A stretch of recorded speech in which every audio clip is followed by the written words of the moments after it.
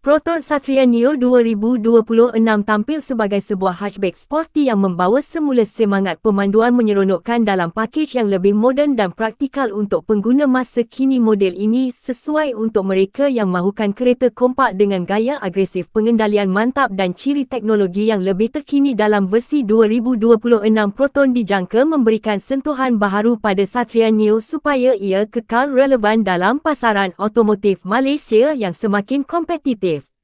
Dari segi reka, bentuk luaran Proton Satria Neo 2026 menampilkan imej yang lebih tajam dan dinamik. Bahagian hadapan hadir dengan lampu LED yang lebih nipis serta grill moden yang menjadikan wajah kereta ini lebih garang dan sporty. Bumper hadapan direka dengan aliran udara yang lebih baik untuk menambahkan karakter prestasi. Garisan sisi badan pula kelihatan lebih kemas dan aerodinamik, manakala bahagian belakang mengekalkan identiti hatchback kompak yang praktikal tetapi masih nampak agresif. Rim alloy baharu dengan rekaan sporty menjadikan keseluruhan penampilan Satria Neo 2026 lebih menarik, terutama untuk golongan muda yang sukakan gaya pemanduan aktif.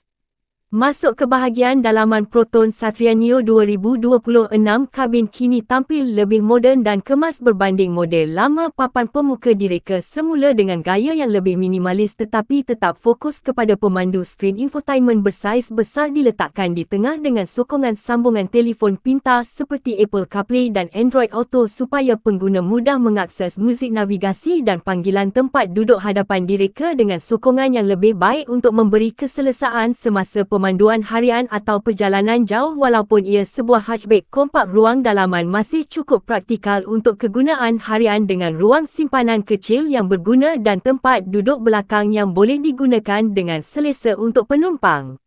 Dari segi prestasi, Proton Satria Neo 2026 dijangka menggunakan enjin turbo kecil yang lebih cekap tetapi masih memberikan kuasa yang menyeronokkan untuk dipandu. Enjin ini sesuai untuk mereka yang mahukan pecutan responsif di bandar dan kestabilan di lebuh raya. Transmisi automatik moden dijangka memberikan pertukaran gear yang lebih lancar dan pantas, sementara sistem suspensi pula ditala untuk mengekalkan karakter sporty yang sinonim dengan nama Satria Neo. Steering yang responsif serta chassis yang stabil membantu pemandu menikmati kawalan yang lebih yakin, terutama ketika mengambil seleko atau memandu di laluan berbukit.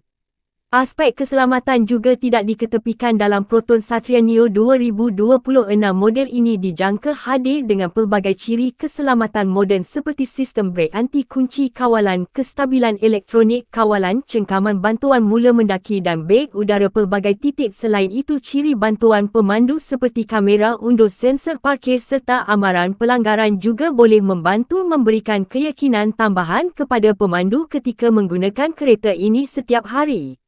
Dari segi praktikaliti, Proton Satria Neo 2026 tetap menawarkan kelebihan sebuah hatchback kompak yang mudah dipandu dan mudah diparkir. Ruang bak belakang boleh digunakan untuk barangan harian dan akan menjadi lebih fleksibel apabila tempat duduk belakang dilipat. Penggunaan bahan api yang cekap juga menjadikannya sesuai untuk golongan muda, pekerja harian dan peminat kereta yang mahukan model sporty tetapi masih praktikal untuk kegunaan seharian.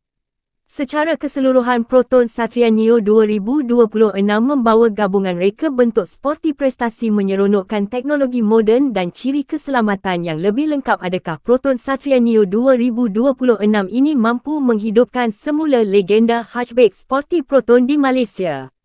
Jika anda suka video otomotif seperti ini, jangan lupa subscribe dan tekan like supaya anda tidak terlepas lagi video kereta terbaru yang akan datang.